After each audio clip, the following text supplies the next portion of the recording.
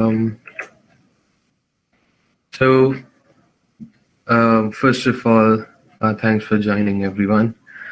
This session is for shell scripting, and I'll primarily cover big intermediate topics in this because I already know that you guys have been working for a long time on this, so you might know the beginner things like what's a shell script and all. So I'll start with the intermediate stuff, and I'll start with basic creation of shell script and how we maneuver commands in the shell script. So before I start, if you guys want to ask any questions or have any doubts, just stop me and don't just let me speak because I'll speak on and on without stopping. So and also if one of you guys or more of you guys are expert in shell scripting, you can drop off. This might not be a call for you guys. So anyways, I'll start. And feel free, if you have some other meetings, you can drop off. There's no concern there. So starting with the very basics of, I'll just create a new file. Use nano editor this time. By the way, we do have VI, but I'm not going to use VI because that's less intuitive here. So let me start with the basic script.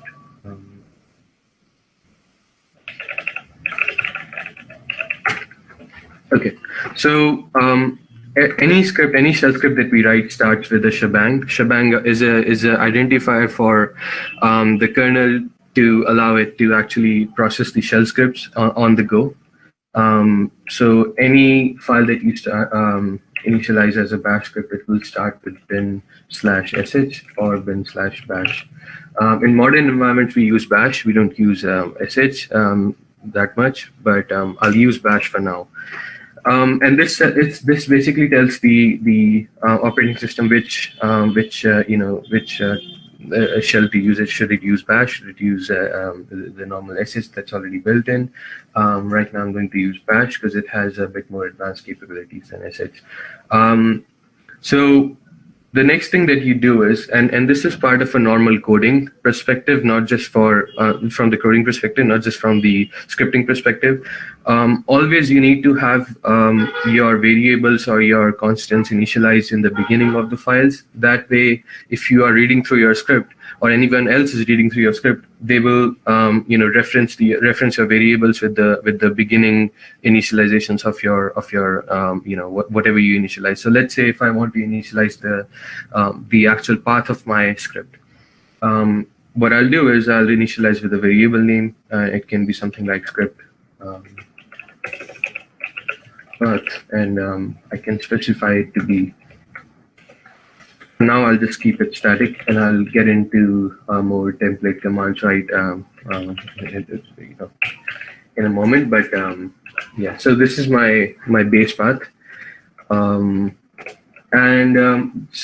this is something that I have statically defined here as a string here, and this is called a string by default when I have double quotes. Also note that in a bash script, in normal programming languages, you can have spaces between the equal to's and all. In bash script, it's a strict restriction that you cannot have spaces between initialization or assignment operator, as we say this, equal to, and that's something that has to be followed. If I let's say if I had this and I did a simple echo, if I had spaces here, it would give me an error. So I can run the script by just calling this. Maybe let me just do bash because I'm using bash. Yeah, so do you see that it says that on line 2 there's an error because I had the equal to before that symbol. So that's something that should not be done, and you need to always take care of that. Once you start scripting on this, it will become a habit. The next thing is how you actually call a variable. So I've created a variable that has the value home/mon, which is the path that I have. Let's say I have to use this variable in some command. I want to pass this variable and the value that has been defined by the variable in a command. And let's say I just want to do a simple ls minus lh, which I think if you remember from your last call with Rohit, it just lists out all the files and in a human readable format. So if I want to do this, and if I want to see what's going on with my, what's there in my script path, I can specify. Sorry, my bad. I can specify it by So there are a couple of ways to call a variable. You can call it by this method. This is a fairly newer method, or you can call it by this method by not typing in the curly braces. And I'll specify the use of curly braces in a minute. So I just do this. I save my file. I exit and I call this script, and it will call. It will show me all the files that are present in my directory. That's called an inline invocation, inline calling of a variable. You can do more than this. So let me actually show you first why we have these curly braces here, and why I actually added the curly braces for this. So let's say I want to access a specific file that has an underscore in it, or maybe have some other file let me actually get the file name first. Let me see if I do have a file there in my root directory that has underscore in it. Okay, so I see that one of my files called this file actually has underscore in it. So so now if I want to access the file with the underscore in it, if I start typing that, if I just call this as a server, and I type underscore handler star, by default underscore will be counted as part of the name of the variable. The variable that I have is script path, and it will just call the it will assume that this is another variable, and it will print nothing. It will just print all the directories. But what I want to do is I want to call that specific file the server underscore handler underscore whatever the name was, but it won't do that. It will call the and I can do an echo rather. Let me actually do an echo. So if I do an echo for this and I remove this will actually show me. Yeah, so it printed out null because there is no variable with the name of script path underscore handler. So to solve this problem, what I should do is I should put my actual variable name into curly braces, and then if I use this underscore handler, now it won't print empty string. It will print the actual name appended with the or prefixed with the variable name. That's why we use, and this is a common practice that we should follow all the time. This will become a habit once you start using this, because this is a very easier way to do things rather than having simple variable calling by without using the curly braces. So coming back to invocation on the command itself, let's say I do not know where my script is sitting. So let's say let me actually get my script name first. What happens is sometimes you want to create a script and you want to run that script and store all the output of that script in the same directory where your script actually sits in. If you want to do that, what you will need to do is first get the actual path of the script. So you don't know where the script is actually sitting, and you need to get the path of the script. What you can do is you can do a couple of different things. First of all, I'll get the script name. So if I enter this command, and again this is called template commands inside the invocation of or assignment of a variable. So these are template commands. I can also do something like this, and I can press. I can pass. Let's say if I want to pass my script name is. What it will do is, this base name command is basically there to let me to actually calculate the base name of the script that I'm calling, right? So let's say if I want to call this, and actually let me actually do the echo for it. So and I'm going to use curly braces from now on. So if I call this.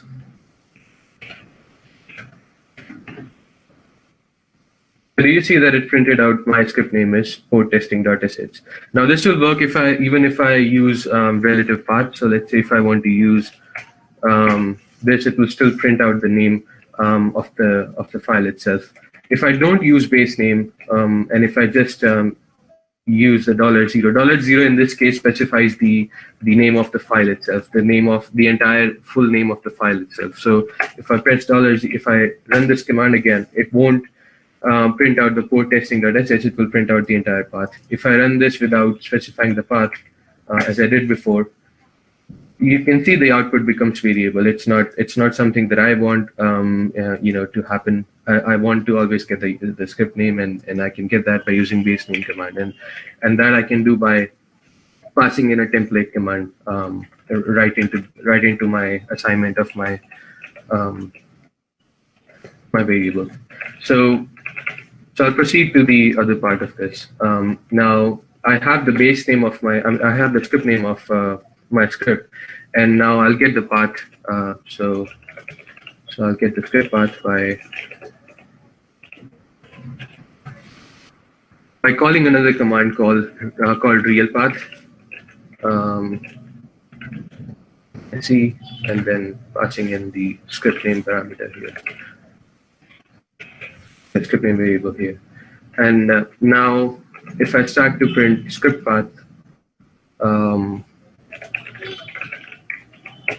this will always generate the proper path of the script itself. So let's say if I call it with the relative path here, or if I go back one directory and call it by typing playground, then for testing. Okay, I think it didn't allow me the permission to do that. My bad. So I think I'm logged into this folder. But yeah, that's you can use realPath command to actually call that the file itself, and it will give you a proper relative path of that file. Then once you are done with that, what you can do is, and you can see the pattern that I'm following here is all my invocation, all my initiations of my variables are done in the beginning of the file, right? All my initiations are done where I can easily access them and where other persons can actually access them. And I can now begin to call these, the variables in whatever command that I want to run to actually get the info for. So let's say if I now want to run a command called ping google.com, and I want to save the output of this command in where I call the script from. What I can do is I can just simply type script path, and in that path I can, okay, so that will give me the, okay, I'll have to do one more modification here. So I can pipe here, and I can cut the last operator, cut from the last. Do you guys know about cut command? Has Rohit reached there? Was that covered in the earlier call? No, Manvi. Oh, okay. Okay, so I'll have to do a bit more explanation there.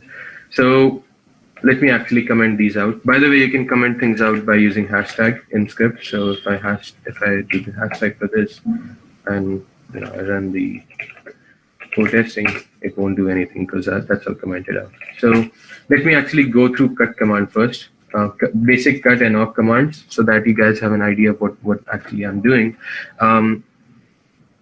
Let's say I have, let me actually use this. So let's say I have the real path, right? And I want to get the path of the path of my file. Am I doing something wrong here? Okay, yeah, I see. So I have to do this, yeah. So let's say I have to get the path of this this script, not the script name, and what I'll do is, and let me just do $0 here just to ease things off. So what I'll do is, I'll basically, in scenarios where you have to remove some operator or remove some string from a bigger string, or get a substring from a bigger string, you will use a cut command here, or you use a cut command in general. So let's say if I have to echo, let's say if I have an output that says that in your log files, you might have output sometimes that says that it first specifies you the date, then it specifies you the error or the flag of the log, and then you have your message, right, of the error, right? So if you want to do that, and if you want to only get the date, or if you want to only get the message of the error, you can use a cut command. So what cut command will do is basically let you select the delimiter. -D is for delimiter. So delimiter basically lets the cut command know what should it cut on, what should it subtract the string on. Right now I've selected the colon, and then I can select the specific field or the specific text that I want to, or specific number of string that I want to cut off from. So let's say if I select 1, if I save this and if I run this, it will only select the date, right? And then if I want to select the flag, I can do F2, which is the field number 2, which would be the error. Yeah. And let's say if I don't want to actually select 1 or 2, I want to select both. I can do this, and it will select both of these fields. So that's the basic use of cut command. It basically helps you to filter out some unnecessary strings. You might sometimes have to kind of filter out stuff if you are creating a program that has to go through some logs and filter some stuff out from that logs, or if you have to create your own logs, but you have a command coming in that's giving you useless jargon. You can use cut command to cut off that useless jargon. One more command that I should specify here is oh, my bad. So one more command that I should specify here is the awk command. So let's say I have a file. Let's say I have I want to list all the files, and I want to list the files from. I want to list the file from here.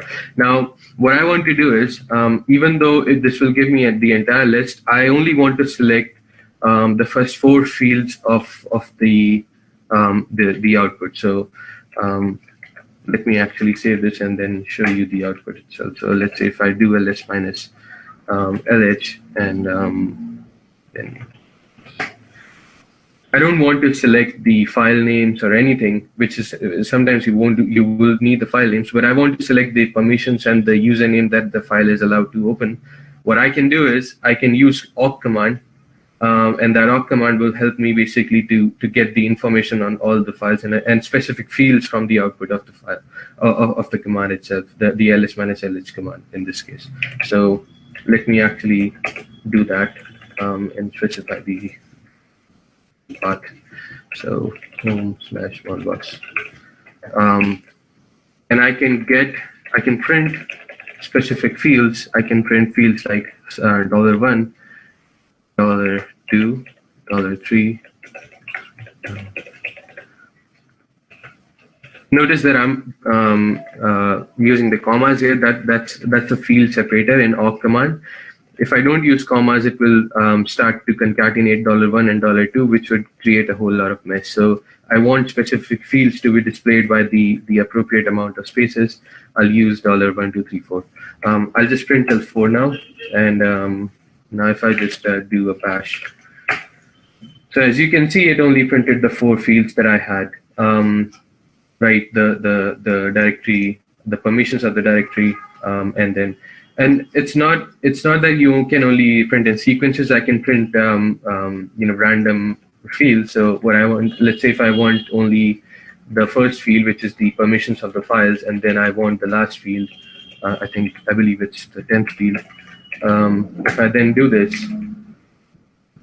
yeah. So if I do this, it will. So there's a big issue in this awk command. As you can see, that it only printed these names, which are separated by spaces. So awk command basically by default uses spaces to separate the fields. As you can see, there's a space here and there's a space here. So there must have been a space in this name. That's a big issue that awk has currently. That we cannot, we don't have the capability to separate it by by any other means. But You do have a capability to, again, specify the delimiter. I won't specify the delimiter right now because my files don't have that much difference here, but let me actually turn the 9 field. The 9 field would have that the file names here.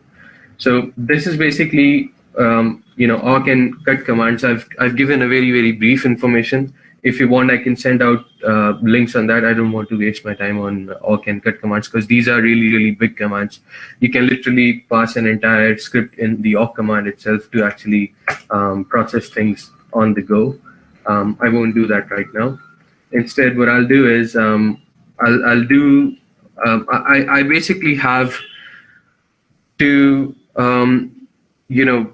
go through a certain steps to actually get the information that I want. So I'll do a real world scenario. I'll go through a real world script that I can use in my regular. You can use in your regular operations. I know you guys do a lot of health checks and all, and so there are simple commands that you guys use on the regular. You use the free command. I'm assuming you use the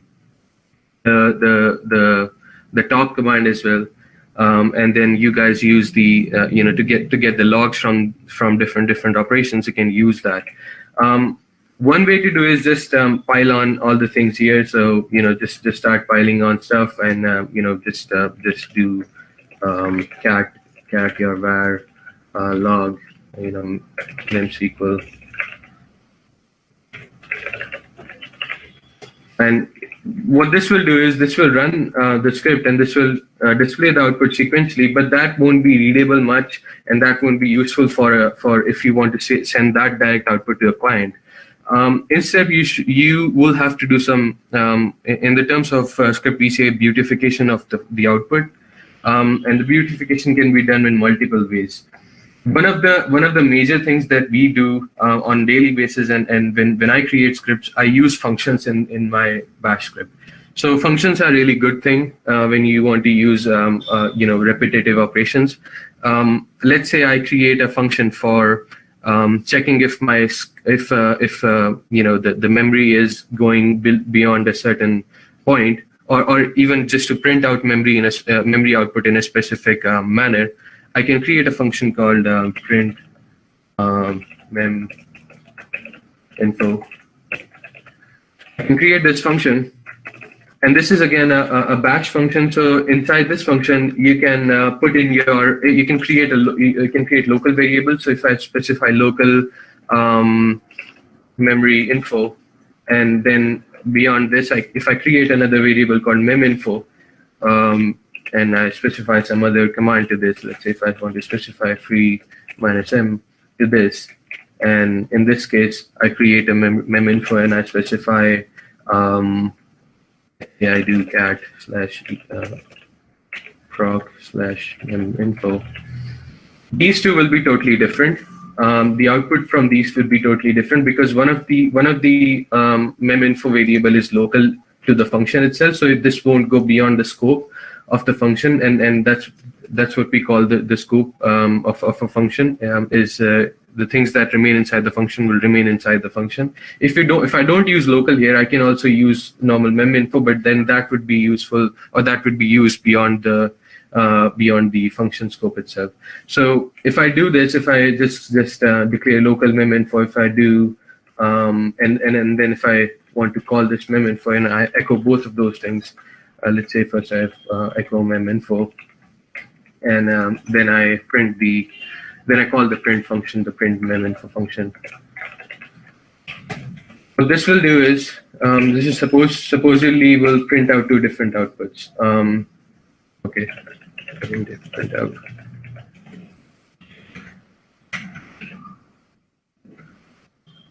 Okay, yeah. So I think I might have done something wrong here. Oh, I see. Okay, yeah, I'll need to print meminfo here as well. But if I now run this, you can see that we have two different outputs, one from the free -m command, the other one from this command. So the clear user function here is, oh my bad. The clear user function here is that I can repeatedly use my function. I can modify my function rather than modifying my entire code. If I had this written normally here, I first of all I would have to worry about my variables. I would have to worry about what I'm sending. But if I start to use functions will help me to kind of filter out and drill down on if I want to change something, I can just go to the function and change that. I don't have to go through entire script and change that, through the entire script itself. So, and again, as part of beautifying procedure, what you can do here is in this command, if I call free -m and I use echo command here, and what I can do is, if I specify echo -e goes -e lets me do extended regex operations, so I can use /n to allow to give the output a new line, to separate output by a new line. So what I can do now is meminfo from the server at $date is /n, and then print out my meminfo. And now if I call this command, or if I call this function meminfo, save it. Let me check if I didn't do anything wrong here. Yeah, it should go now. So if I run this, this will be then fed out to my logs, right? If I can also do a redirection here. So if I do a quick redirection to this function, so let's say if I want to do something like /home/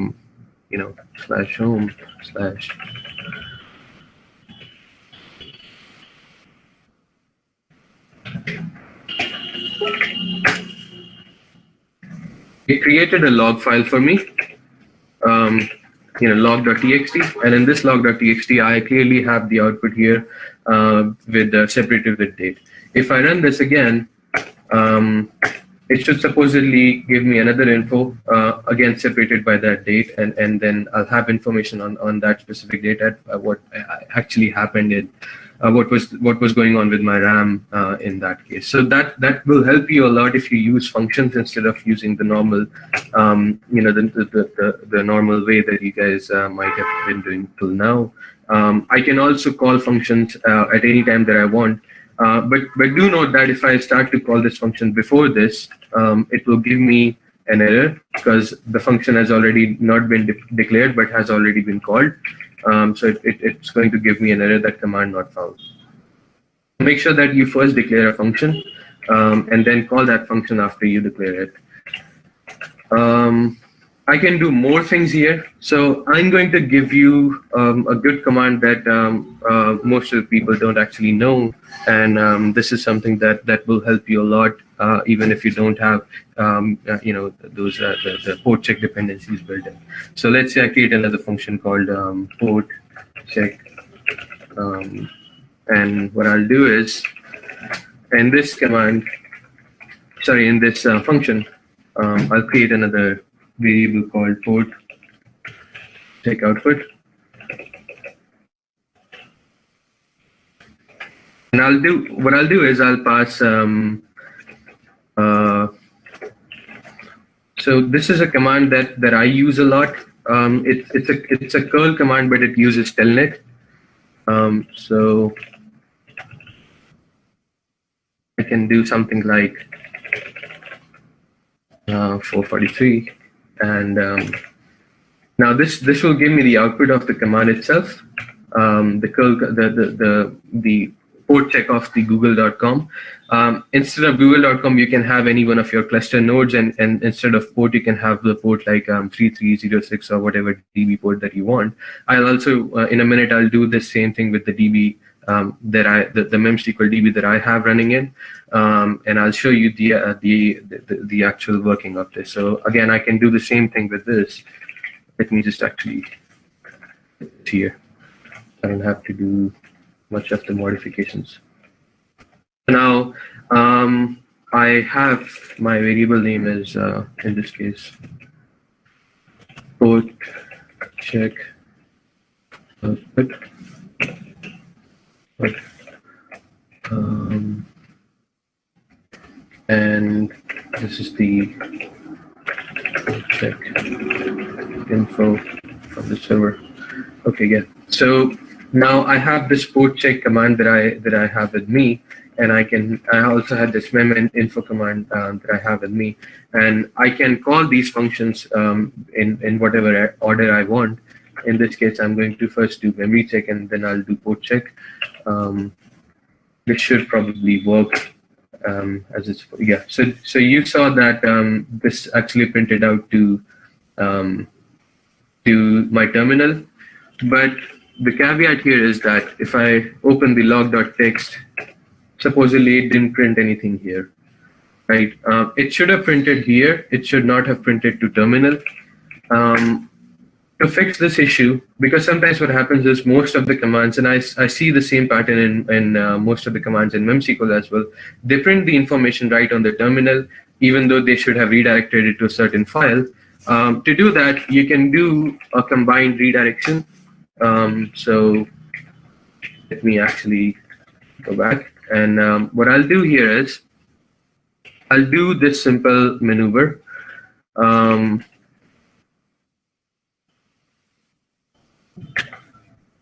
_1, and so what they should do is they should print out all the information, all the verbose information directly to the main terminal and the main output, and then the output should then be redirected to the file itself.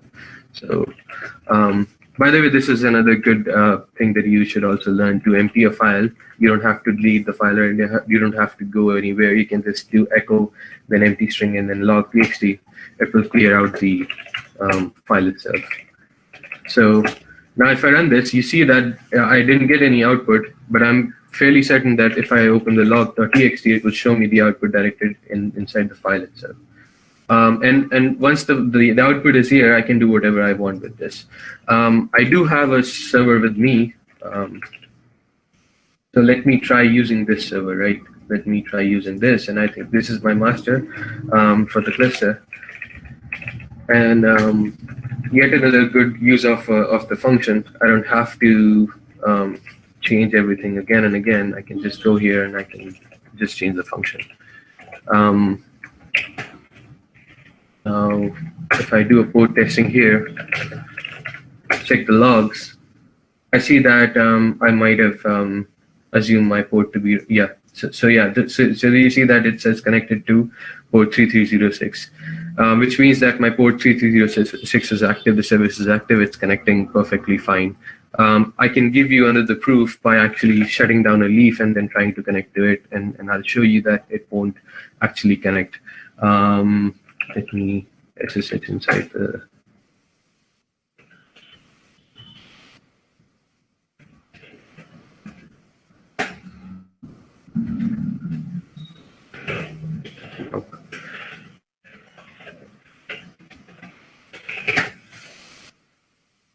Just give me a second. Let me see which should I shut down. Yeah, let me do this. So this is running on 3310.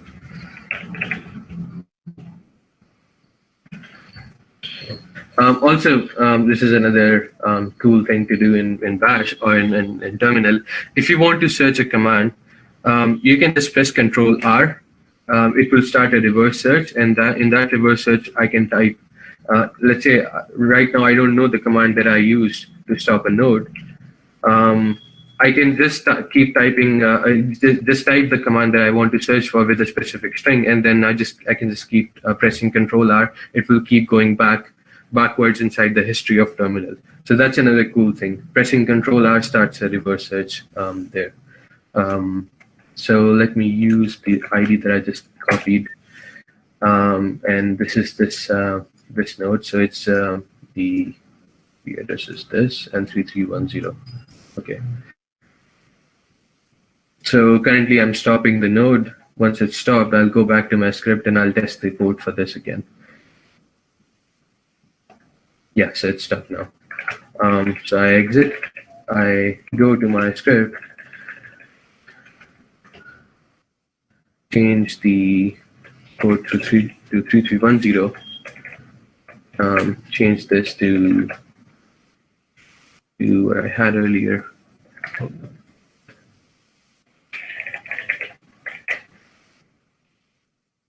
Second, let me should paste this. Yeah. So, and also not just this, I can also create another variable with the name host name and pass the parameter there, so that I can then use my host name and specify that in my logs, saying that this host was not able to connect at that specific port. So host name I'll also declare something called, and these variable names are arbitrary, so you can put whatever you want. I'm just taking whatever comes to my mind right now. So I'll just take 3310, and I'll replace these with the variable name that I have here. So I'll just paste this and I'll paste root. And then what I can do is info from directly call the host name in my and pass the host name in my logs on port.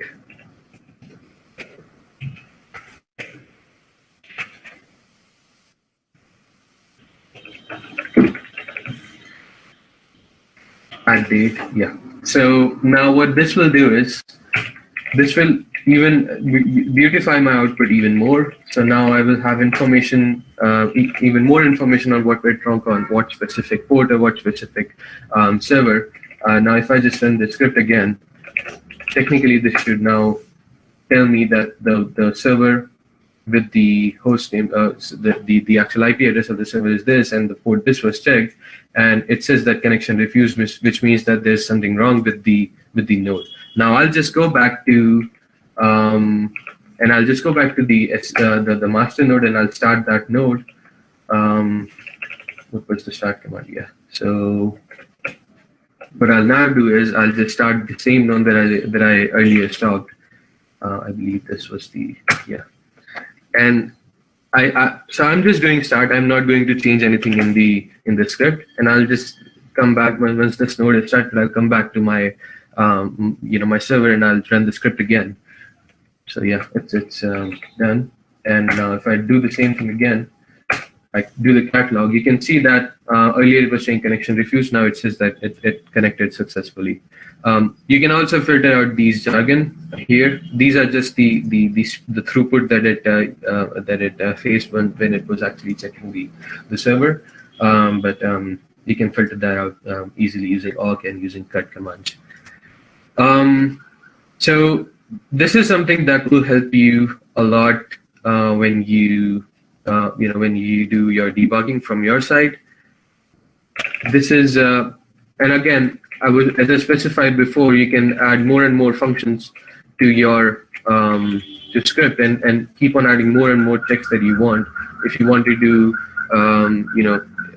let's say if you want to open the logs of the files, and you want to do a curl check the logs of the file, or get the logs of the file from a remote server, you can do that as well. And you can do that by using SSH.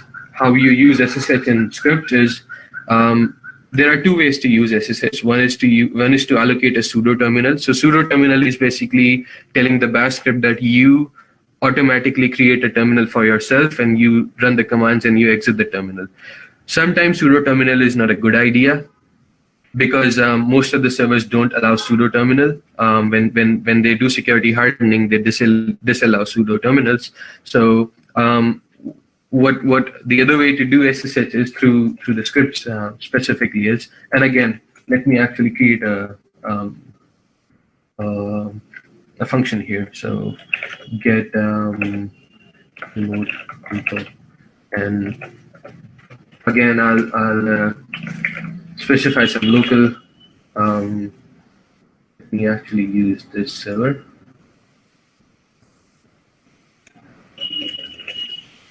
As you can see, I can just keep using the same variable names. I don't have to. I can be consistent in a way that I don't have to keep on, changing my variable names whenever I have to do a little bit of modification. That's something that is valuable from, from the function perspective. So, yeah, now I have this. Actually, let me use master instead of leaf. That's going to be a bit more. My bad. So let me use master instead of leaf. Because master is more better in information. Yeah. So now, what I'll do is I'll create a variable called get info. I can also do a local with this. Let me actually do local with this. Yeah. So I have this variable. Inside this, I'll pass the SSH command. So I have this the SSH. Then I'll pass -t, which tells the SSH that you should not create a terminal, rather use the SSH stream directly and get the information. And also, I'll also do -q to suppress any banner information that I might get. Sometimes when you do SSH, they give out the information like this is a restricted environment, you should be careful, so and so. We don't want to have that information here. Also, I can specify the key file, or if I want to use the password, I can use the password. In this case, I have a key file here, so I'll specify the key file path. Let me actually get the key file path.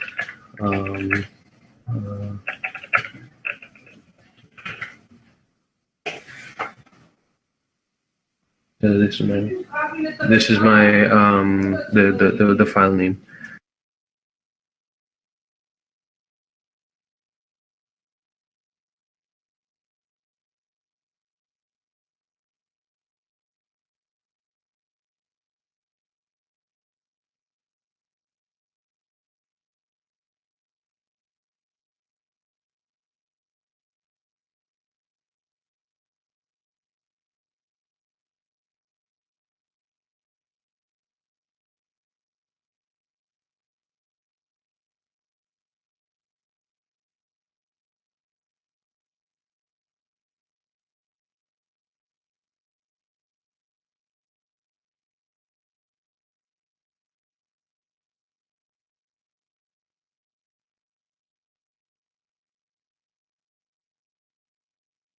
So this is a really good thing that I have here, and in this I can pass till I reach the end of the file. I can keep on passing commands. I can let's say if I want to list out the directories, and these are the very basic commands. Since I don't know the log part of this, where the logs are actually sitting, I'm not going to go through the logs, but you can also you can do the cat and specify the log path, and this path will be on your master server. So you can directly specify the path and get the logs from there. If you guys know where the standard logs sit, you can let me know the path and I can use that path. And I'm pretty sure this will fetch me the logs. Can one of you guys tell me where the logs for memsql sit? This is the master server, by the way. Manmeet, where live memsql? memsql. Inside that trace log. File name is memsql.log. memsql.log. Okay, and so let me do tail instead of cat, because that will print out a whole lot more than I want. Yeah, so I think let's only get the logs for now, and then we'll do echo -c and you would be needing the node hash also, right? Node and master node name, both the things we need. Where live memsql nodes. Okay, let me actually get that as well. Okay. I don't have an issue with that, so let me get that. Log, was it memsql? Where lib. Lib, my bad. Yeah. Where live memsql /nodes. Slash master. You Manmeet, have the just hash do directory. tab. You have to go Just inside the tab hash directory. better to do. Yeah. So inside the trace logs, okay, yeah. Yeah, trace logs. Okay, here it is. Log. You guys, in generally, you guys know about where the logs are sitting, right? When you do the health checks and all, right? I mean, these. I'm assuming the folder name doesn't change that often. Yes. So yes. you can hard code that in your script. That's not a problem, and then you can just run that script and get the information from there. So yeah, let's replace this with the. I can also again, instead of hard coding this path here, I can also specify another local variable called path, and I can pass that value right here. That will also work perfectly fine. Since I already have the path and I'm just doing a quick demo, I'm not going to do that. But you can do that in the same way. Okay, hold on. Let me actually do that first. So log path should be.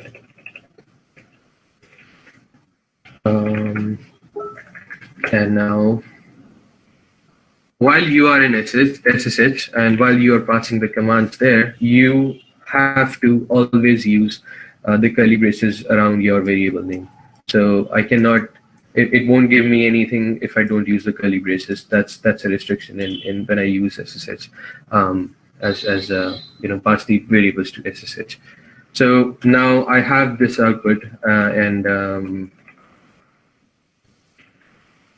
and I'll just print out the logs from what's name this and on port. Let's do SSH port here because I have SSH port here.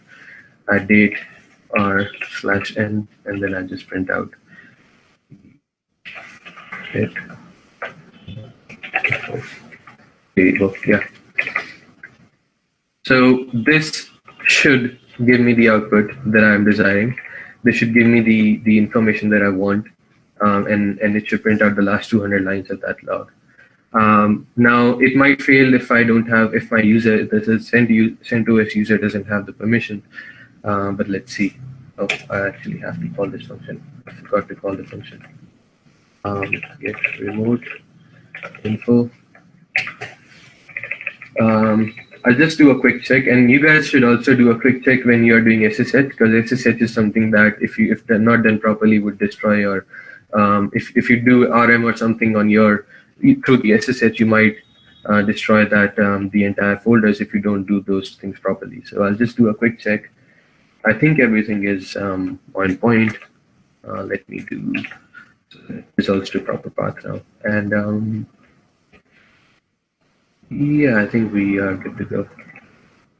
Yeah, we should be okay now. Oh, yeah, so I see that I did something wrong here. This is something that happens, and this is very, very, very live and in front of you that this happens a lot, that sometimes the spaces are wrong or something gets missing or something. That happens a lot, as you can see. It's happening right now to me, that it's not printing me the proper output. Let me actually see what the 28th line. No, 28th. Yeah. So I think this is a problem with the spacing and all.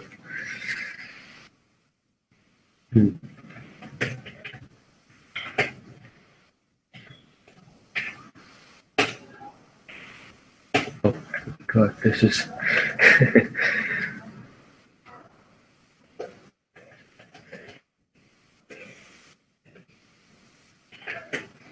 Let me actually not use EOF right now. This is going to mess up a whole lot of things. Let me pass it in the command line itself. Oops.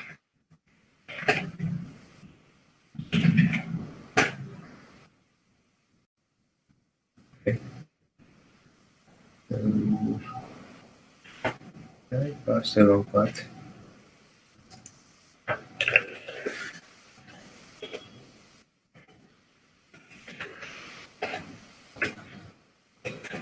Oh, it's in assets. Okay.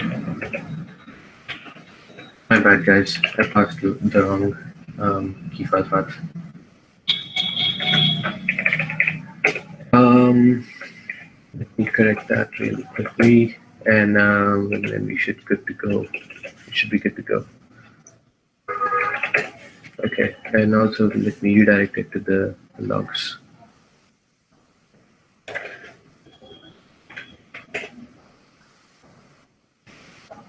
Okay.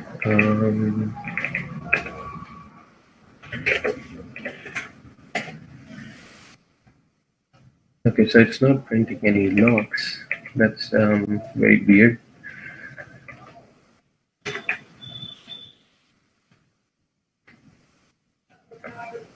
Yeah, so you can see that this happens sometimes where we don't actually get the information right away. We have to do some working around, some debugging around the commands themselves, as I am doing right now, although it should be working straightforward. I don't know why this is not.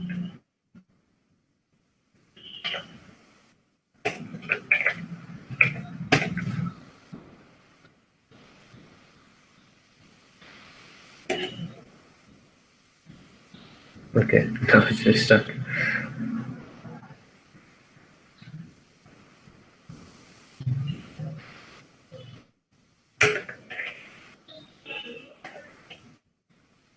Let's see what's going on here. By the way, there's another command called PEE, which allows you to both print to a file and print to a terminal. You can use that. Let me actually save this and yeah, so you can read through the manual of T. T basically allows you to write to both standard output as well as to a file. T is a really good command to use, and then once you get the hang of it, you can view the debugging information and output the command directly to a file or something. Because I'm using Echo, I'm not going to do that right now. But yeah, you can do that.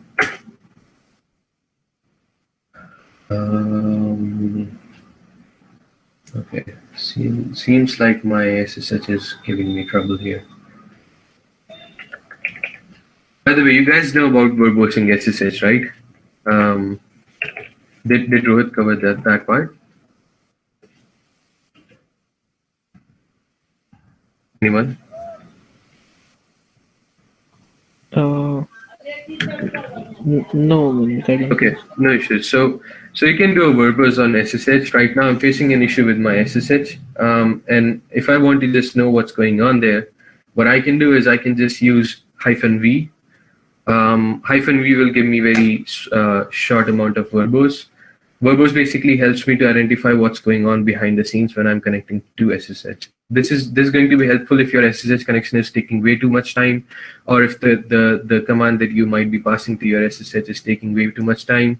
That's something that might the verbose will help you to debug that very easily.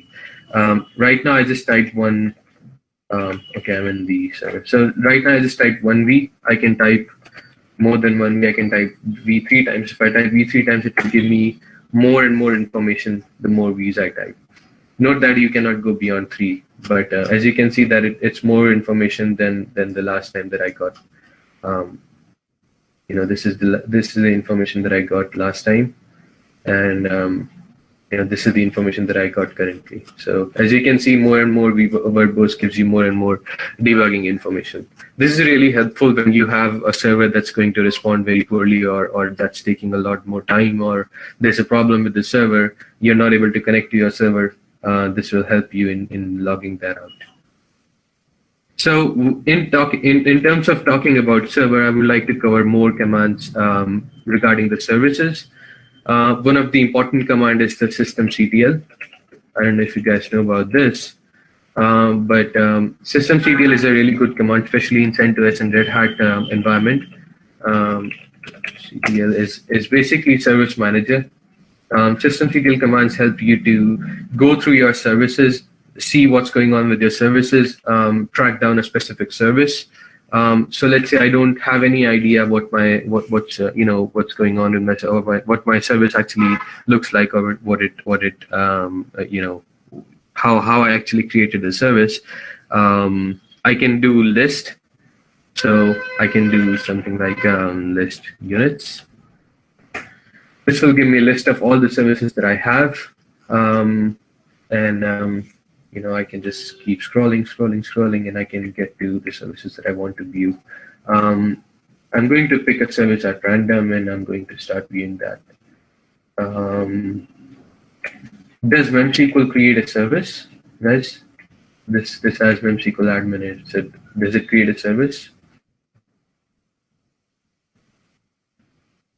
Let me actually use SSHD. Yeah, so let me go through SSHD.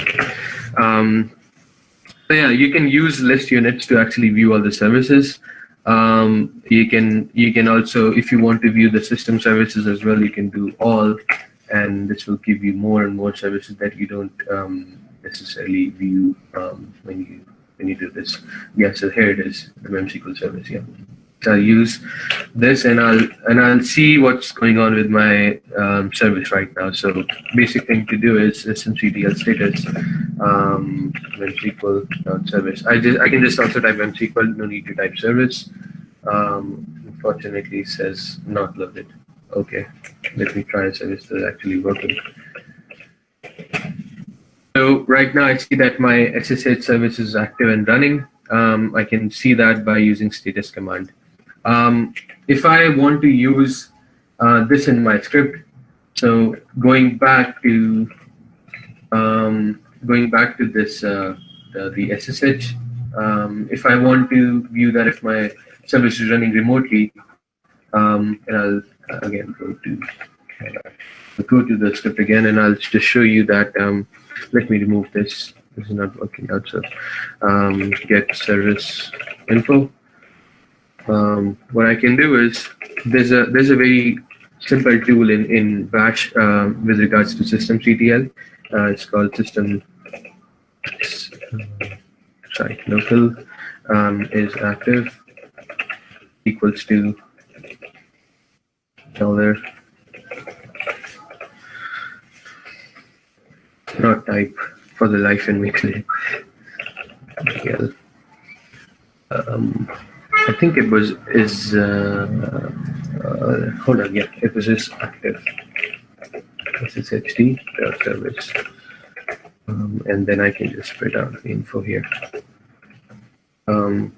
Okay, so yeah, let me cover the if and the conditions as well. So now I want to know if my service was active or not. If I output this, it won't give me anything, right? It won't give me any output because this command only outputs an exit code. So every script and every command in the entire Linux has an exit code. So let's say if I do a simple ls minus l, and if I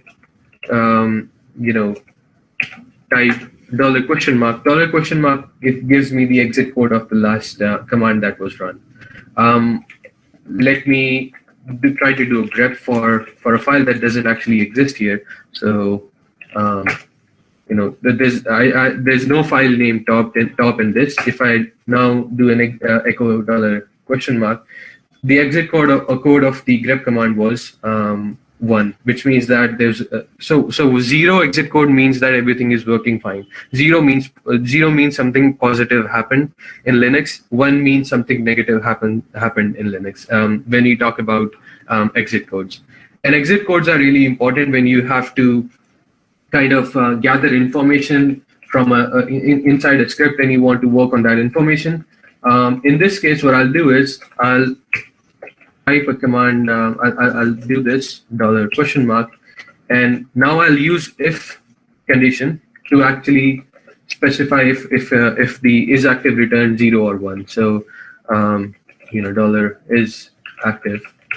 If $is active was 0, that means my service was active, which means that everything is working fine. If it wasn't, which would be the else case, then that means that there was a problem with the service. So I can easily beautify my logs by this if command, and I already know that if it's 0, it means that everything is fine. If it's 1, then there's something wrong with the service itself. Right now, the service name that I'm using is SSHD. So I'll do something like SSH service is running fine. Check on dollar date. And again, I can redirect this to my logs. So let me redirect it to logs, and then the else case would be that SSH service is down. Inactive. Again, check on dollar date. Why I'm doing dollar date is that you should always have date as an identifier for your logs, so that you can track back to a specific date when you are going through your logs, even if your logs have been captured by your script. All good softwares and all good scripts are logged, and every log that is being logged has a specific date in them to identify when the command actually ran. Let me now call this function.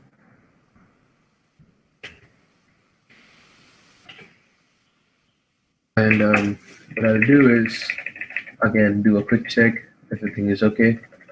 I think it is. Yeah, so if I run this now, okay, there's a problem with my condition now.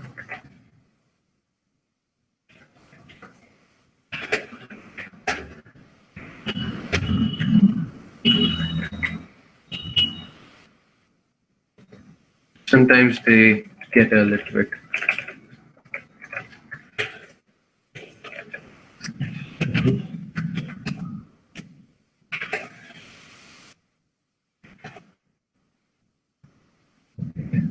what is happening here.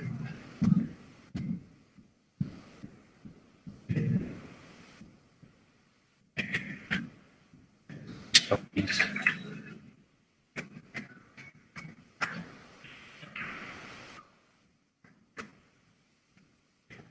Oh, I see where I did wrong. Okay. Yeah, so it was okay. So now if I run this, and if I do catalog, it says that service is running fine. Let me clear the logs again. This doesn't print out any jargon.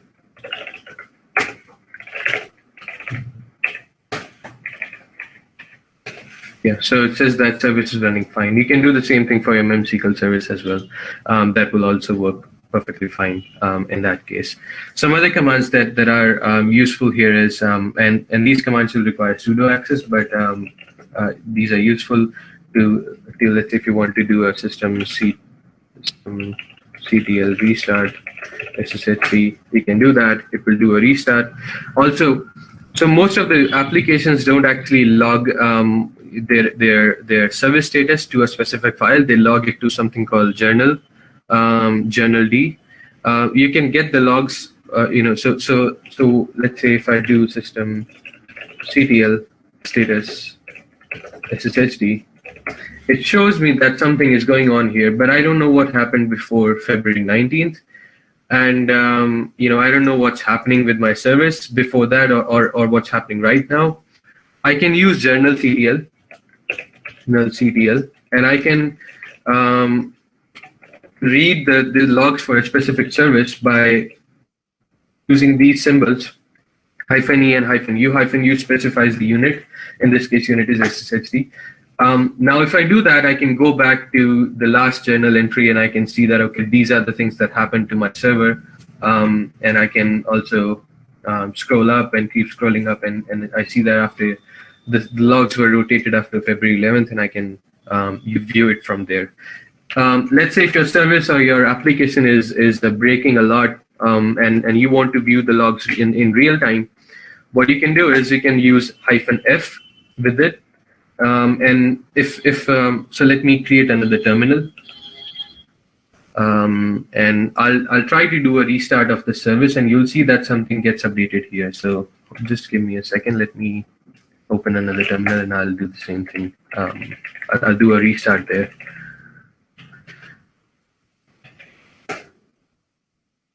Just a second. Yeah, so do you see that it says that authentication refused bad ownership? I'm trying to log into my, through the other terminal, I'm trying to log into the server. Since I'm using key, the key is not allowed. It says that bad authentication. Now I just entered the password and it says that accepted password. And I'll do a restart of the service. So sudo systemctl restart SSHD. We see that it just restarted and it showed me in real time what was happening with my service. So that's something that's really useful. If you type -ef, you will see this in real time. If you just type -e, then you'll see the last logs till the command. So that's a really cool tool to have in your tool belt. So guys, I've been talking for way too long. Do you guys have any questions till now about anything? And you want to cover anything else regarding this, you can let me know.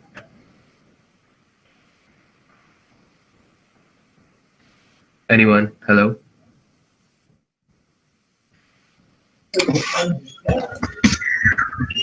No, Manmeet, so far it's good. Thanks for your session. So from my side, no issue. Anyone else have any doubts? The more doubts you ask me, the more the knowledge it will build for you, and the more better it will be for you guys. So I think if you have doubts, just let me know. And no question is stupid. So I'll answer any question that you throw towards me. So please ask as many questions as you can. Amit, Shweta, so far anything?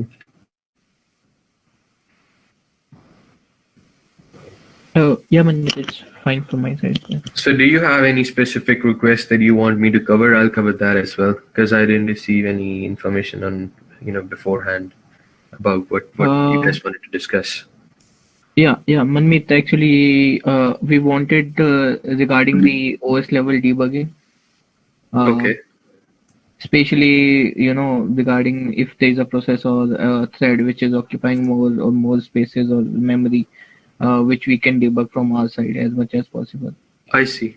Okay, yeah, sure, we can do that as well. So for this, let me actually log into the server that is running memsql question. Okay. And again, if you want, you can ask me as many questions as I want going forward with this, going forward with this. So you specify that you want to know about processes, right? A really cool command to view processes is ps. Basically, it is process management and process viewing. The command is used for process management and process viewing. And there's like 10,000 different things that you have here, but I'll go through the most common things that we have. So you mentioned that you want to view the actual threads. So if you type this ps-elf, you can see that it is listing the processes thread by thread. So it's the other counterpart of this is the aux, but aux won't list out thread by thread. If you type ps-elf, it will just list out thread by thread. Now, you mentioned that you want to know, what process is taking how much, the runtime of the process, and you want to know, the process ID of the process, the process ID of the thread itself.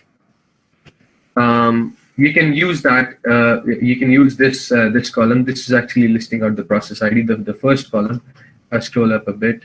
It should show me the header of the column. Yeah. So you see the PID, right? This is the PID of every single thread inside every single every process that's a multi-threaded process. It will show you that.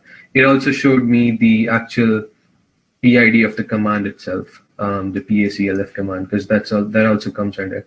You can also see which user ran that thread. If you have multiple users and your multiple users are using different operations, you can view that as you have the information regarding the user information as well. If I did this with sudo, I would probably get more information. So also, another cool tidbit is if you don't want, let's say if you have a really big command, let's say I have like 10 different greps here. I don't want to type the entire thing again. all I can do is I can just type sudo, then double exclamation mark, and that will allow me to run the same command that I just typed before, but with sudo. So you can use that. You can use that to view your threads. Right now, I see that PID of all these threads are kind of similar, so I'm assuming that they are one single threads, but instantiated on different occasions. But you see that the PIDs are also listed out. You can also use these PIDs to filter. Let's say if I want to do a grep for only those processes that were run by memsql. I can do something like grep memsql, and it will show me the processes that were run under memsql or that consist of the word memsql. I can also figure out. I can use awk command as well, so that I don't have to go through all the information. One.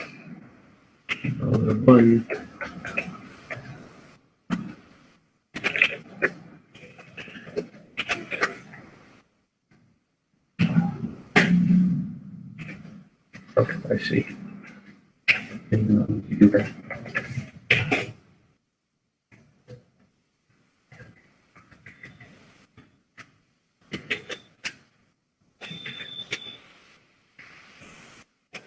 So I don't think that's going to allow me to do that. But the other cool command that you can use, because if you're using sockets and if you're using communication or connections, you can use netstart command to actually view this. Now, what I wanted to show you was I don't know if this is possible on this specific instance of CentOS, but you can track the sockets that you're running. I think sockstart is the command that I should be using here. Okay, it doesn't have sockstart. So some CentOS instantiations don't have sockstart. In this case, I think I have netstart, so I'll use netstart to lpn, and I'll use that with sudo. And I have the process IDs. What I can do is I can start my debugging by netstart. I can go and look for the DB operating here. In this case, this is the process ID of the DB with the memsql cluster, and then I can do grep with that ID, and I'll see all the threads that I'm getting using that ID. I know that there is more to it, but this is a very good start. Since I did say that this is a very intermediate session, I'm not going to cover it any more deeper into this. But does that answer your question, Amit? Does that help a bit? Yeah. Okay. Also, you can also do a top, and you can. I don't use top that much. I'm assuming that there's an option here to allow you to search for for a specific ID, and you can get the CPU usage by that ID. Although I do see that on top, I see the PID for that, and I see that's the process using this 16% of CPU and 15% of RAM. So that's also helpful. Once you get the process ID, you can kind of go through there. But to get that process ID, you will have to use PS command. There's PSAUX that will only list out the master processes and the one singular processes. And if you want to view the threads, you can use -elf to view the threads. So any other queries, any other requests that you guys want me to cover, I'll cover that.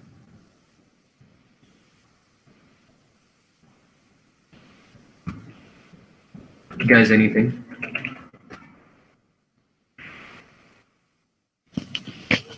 Nothing from my side, Manvit. Okay. So I think if I've covered everything, then I think we can end the session here. If you guys have any questions, you can let me know. If you want, I can send you sample scripts that you can go through, and you can kind of look at that. And the scripts that I've written and the scripts that are being used at Monbus, you can go through those scripts as well, and that will help you a lot. I can also, what I'll do is, I think that's going to be really helpful to you guys. I'll write a sample script for the thing that I specified here today about the beautifying of logs and getting the logs and running consecutive commands and getting information on those commands and compiling that into one single log file. If you want, I can do that. Would that be okay with you? From there, you can pick up and kind of learn through on your own. You'll have a sample. Yes, Manmit. Yeah. Okay. So if there are no more questions, I think we can end the session here.